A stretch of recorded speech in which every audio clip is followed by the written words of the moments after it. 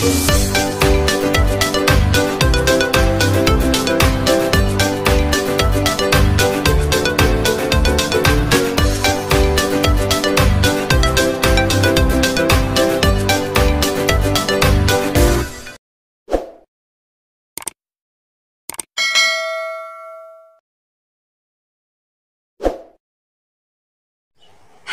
assalamualaikum adik-adik kelas 3. Pada video kali ini kita akan belajar tema 2, subtema 1, pembelajaran 6.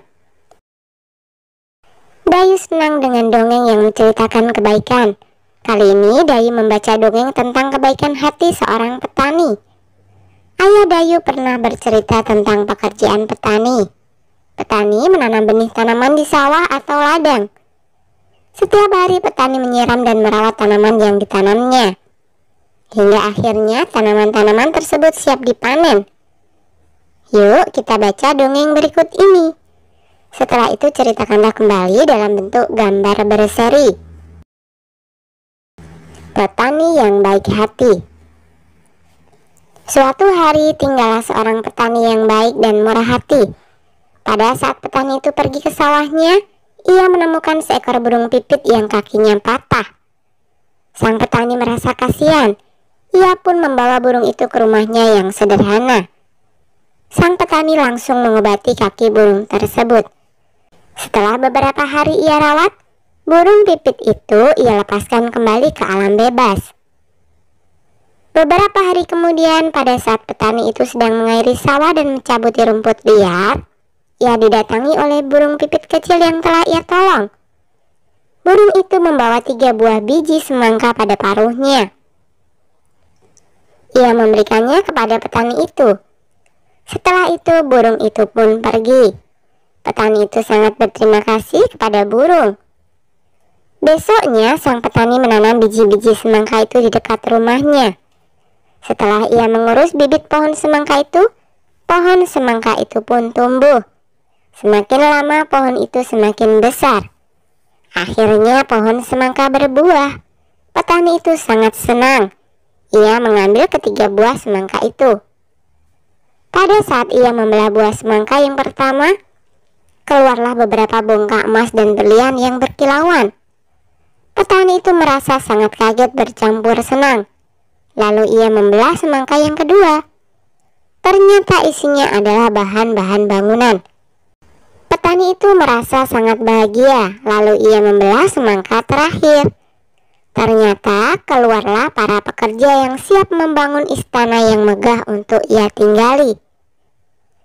Akhirnya, karena kebaikan dan ketulusan petani itu, sekarang ia menjadi orang yang sangat kaya raya. Ia selalu membagikan hartanya kepada orang yang kekurangan dan selalu menolong orang yang butuh pertolongannya. Nah, buatlah gambar yang menceritakan dongeng petani yang baik hati. Gambar yang pertama bisa seperti ini ya. Ini hanya sekedar contoh. Kalian bisa menggambarnya sendiri ya. Kemudian gambar yang kedua, gambar yang ketiga, gambar yang keempat, dan gambar yang kelima. Tulislah pesan yang terdapat pada dongeng petani yang baik hati. Perbuatan baik akan mendapatkan balasan yang baik pula. Perbuatan baik kepada binatang atau tanaman pun, maka kebaikannya akan kembali kepada kita. Tulislah perbuatan baik yang telah dilakukan petani yang baik hati. 1. Menolong burung pipit yang kakinya terluka. 2. Melepaskan burung pipit kembali ke alam bebas. 3. Mengucapkan terima kasih kepada burung pipit. 4. Merawat bibit semangka hingga berbuah. 5. Membagikan hartanya untuk orang yang kekurangan. 6. Selalu menolong orang yang butuh pertolongannya. Nah, diskusikanlah pertanyaan di bawah ini dengan teman satu kelompokmu. Mengapa kita harus berbuat baik kepada semua makhluk hidup, khususnya kepada tanaman? Kita harus berbuat baik kepada tanaman karena tanaman juga merupakan makhluk Tuhan. Selain itu, tanaman juga sangat bermanfaat bagi makhluk hidup yang lain. Manfaat tanaman diantaranya adalah dapat menyejukkan udara, dapat digunakan sebagai bahan pakaian, bahan makanan, dan bahan obat-obatan. Gambarkanlah pengalamanmu bersikap baik kepada orang lain, khususnya saat mendoakan orang lain. Nah, misalkan saja contoh gambarnya adalah seperti ini ya, saat kita menjenguk teman kita yang sakit. Saat berdoa, kita tidak hanya mendoakan diri kita saja, tetapi juga harus mendoakan semua orang. Manusia dengan yang lainnya adalah bersaudara. Jika saudaranya tersakiti, maka yang lain turut merasakan sakitnya. Dayu dan teman-temannya mengunjungi kebun manggis. Kebun manggis itu milik Paman Dayu. Dayu dan Siti membantu memasukkan buah manggis ke dalam karung. Karung Dayu berisi 540 manggis. Karung Siti berisi 590 manggis. Berapakah jumlah manggis dalam karung Dayu dan Siti? Buatlah bentuk penjumlahan dengan pertukaran. 540 ditambah 590 sama dengan 1130. 590 ditambah 540 sama dengan 1130. 540 ditambah 590 sama dengan 590 ditambah 540. Nah, kita bantu Dayu mengerjakan latihan soal di bawah ini seperti contoh. 1. Keranjang Lani berisi 730 buah rambutan. Keranjang Edo berisi 400 buah rambutan. Berapakah jumlah rambutan di keranjang Lani dan Edo? Buatlah bentuk penjumlahan dengan pertukaran. 730 ditambah 400 sama dengan 1130. 400 ditambah 730 sama dengan 1130.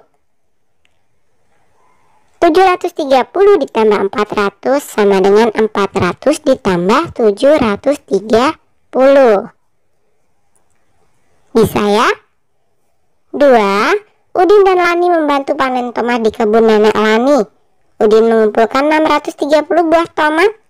Lani mengumpulkan 450 buah tomat. Berapa jumlah buah tomat yang dikumpulkan Udin dan Lani? Buatlah bentuk penjumlahan dengan pertukaran. 630 ditambah 450 sama dengan 1080. 450 ditambah 630 sama dengan 1080.